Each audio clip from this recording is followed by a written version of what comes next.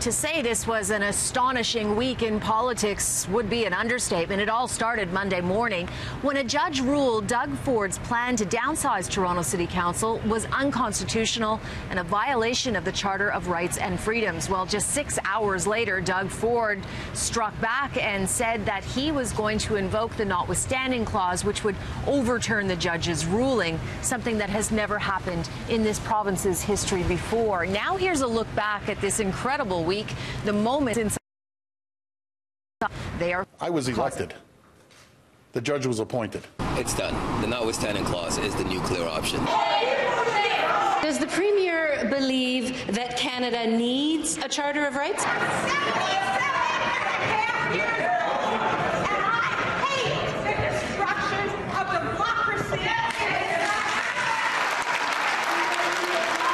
It has to be done deliberately, carefully, and with the utmost forethought and reflection.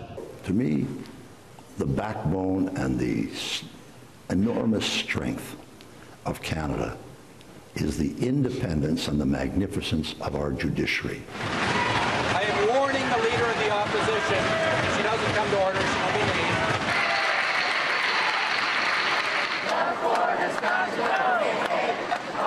We know that we are right as far as standing up for our charter and standing up for our basic ability to run an orderly election. Invoking the notwithstanding clause is like using a sledgehammer to kill an ant. But that is his right. He was democratically elected, and he has the right to do that. We have hit a tipping point. Both scenarios are becoming virtually impossible for us to carry out.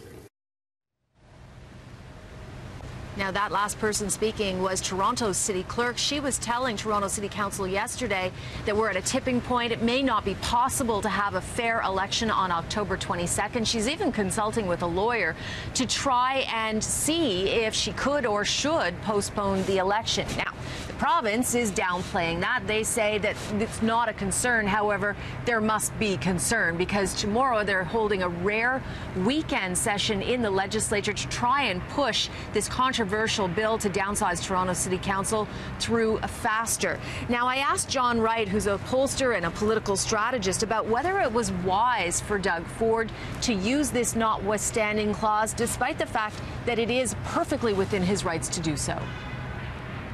Well, it comes down to raw politics, and people will say, well, there must be more to it than that. No, I don't think there is. I mean, you get it over with early in the tenure of the government.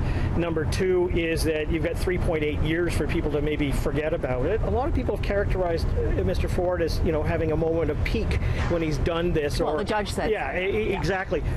But he's also listening to his constituency, which is in Toronto as well, and equals the same number of seats that the NDP are downtown. And those people, in all the polling I've done, have said they want to have that change. So he's listening to his constituency. It's just the other half that doesn't.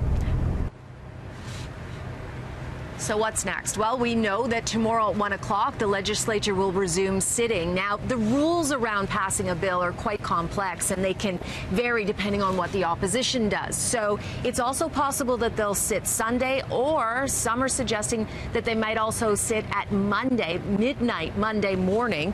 And we'll just have to wait and see how this all unfolds. We also are waiting to see what the NDP, of course, is going to do, and if they will put in addendums to the bill. All we know for certain is it certainly seems like the Ford government is trying to get this pushed through as quickly as possible to downplay the growing concern that Toronto's upcoming election is in jeopardy.